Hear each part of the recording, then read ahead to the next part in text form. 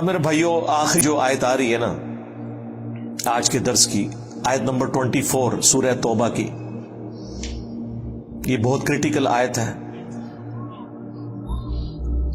اور اس آیت کی تفسیر اگر کسی نے سننی ہے نا تو ڈاکٹر اسرار صاحب کو سنیں، جس طریقے سے وہ بیان کرتے تھے کہ ایمان کا لٹمس ٹیسٹ کیا ہے۔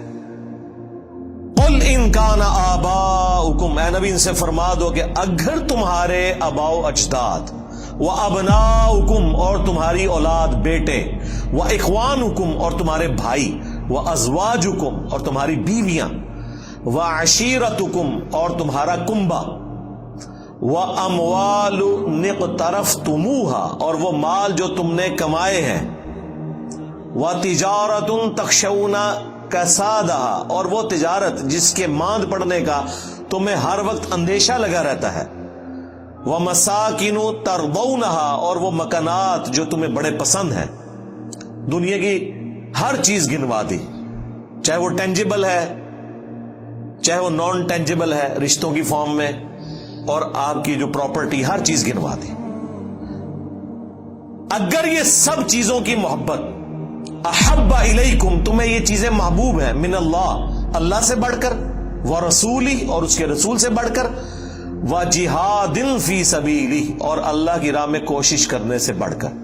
کوشش فزیکل ایفرٹ بھی ہو سکتی ہے اور قتال بھی۔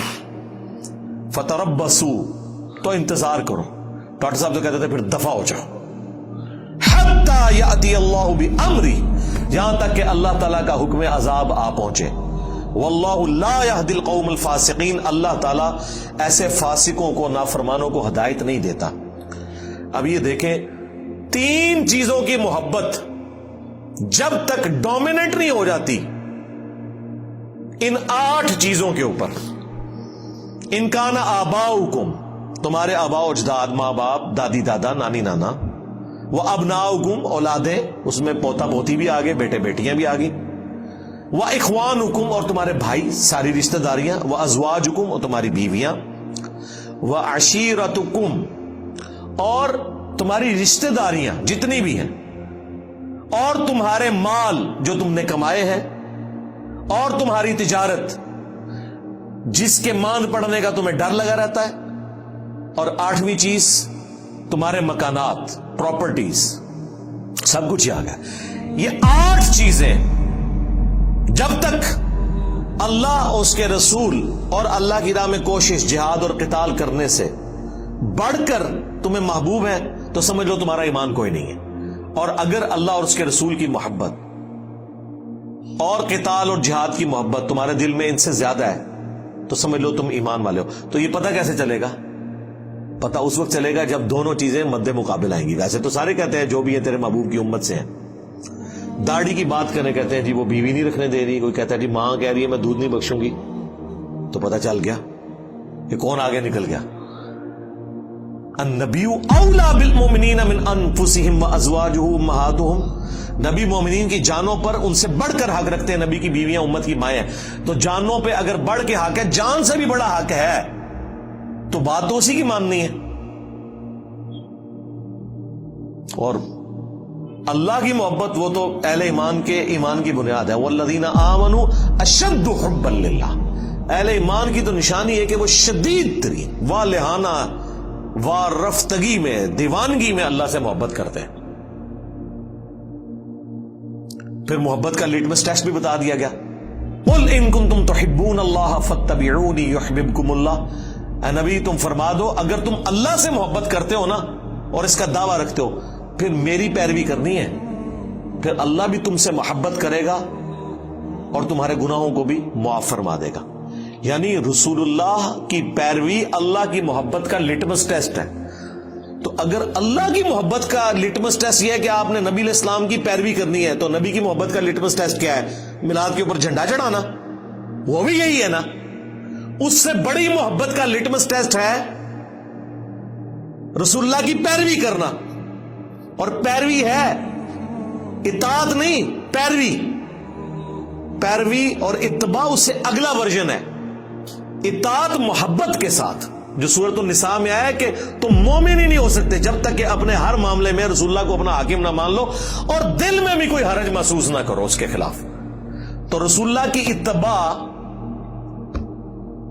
محبت کے ساتھ کرنا، اطاعت محبت کے ساتھ کرنا، یہ ٹرو پیروی ہے، یہ اللہ تعالیٰ کا تقاضا ہے. تو اللہ کی محبت کا تقاضا اگر نبی علیہ السلام کی پیروی ہے اور اتباع ہے اور محبت ہے تو ظاہر ہے نبی علیہ السلام کی محبت کا تقاضا بھی تو رسول اللہ کی پیروی ہے صلی اللہ علیہ وآلہ وسلم. ویسے تو کہتے ہیں جی بخاری مسلم میں حدیث ہے کہ 3 لوگ ہیں جنہوں نے ایمان کی حلاوت چکھ لی. نمبر 1 جو اللہ اور اس کے رسول کو سب سے بڑھ کر محبوب رکھتے ہیں. نمبر 2 جن کی دوستی اور دشمنی کا معیار اللہ کی ذات. اور نمبر 3 وہ جس کے لیے اسلام چھوڑ کر کفر اختیار کرنا اتنا ہی مشکل ہو جائے جتنا زندہ آگ میں جلایا جانا، یعنی وہ آگ میں جلنے کے لیے تیار ہو جائے، دین نہ چھوڑے. پھر بخاری مسلم میں حدیث ہے تم میں سے کوئی شخص اس وقت تک مؤمن ہی نہیں ہو سکتا جب تک کہ میں اسے اس کے ماں باپ اولاد سب لوگوں سے بڑھ کر عزیز نہ ہو جاؤں. اس میں سے کچھ نکالنا بھی تو ہے نا، کیسے پتا چلے گا؟ حضرت عمر کے بارے میں نہیں آتا بخاری میں، نبی علیہ السلام کے ساتھ چہل قدمی کر رہے ہیں، ہاتھ پکڑا ہوا ہے اور کہا یا رسول اللہ آپ پوری دنیا میں سب سے بڑھ کر مجھے محبوب ہیں سوائے اپنی جان کے. سچ بولا، اپنی جان پہلے ہوتی ہے انسان کو. لیکن نبی علیہ السلام نے کیا فرمایا؟ نہیں بلکہ تیری جان سے بھی بڑھ کر. تو ان کا یا رسول اللہ آپ مجھے میری جان سے بھی بڑھ کر محبوب ہے.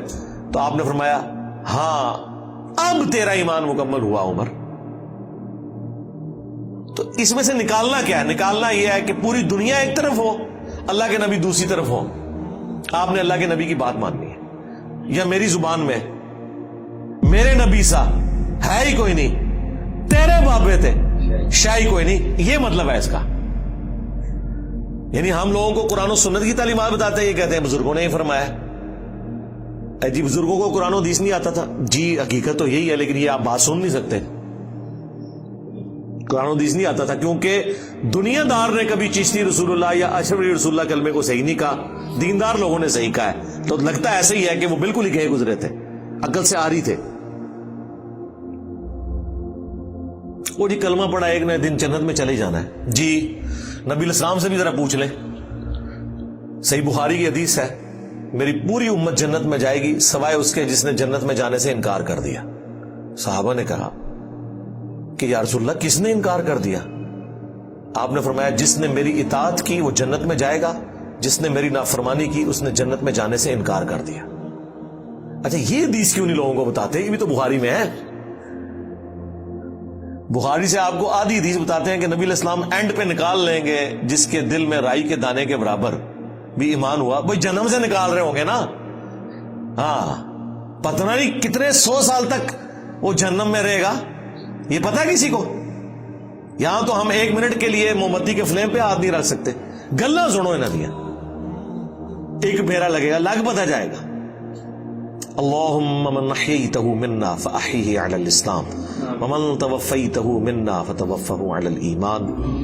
سبحانك اللهم وبحمدك اشهد ان لا اله الا انت استغفرك واتوب اليك وما علينا الا البلاغ المبين. جزاكم الله خيرا.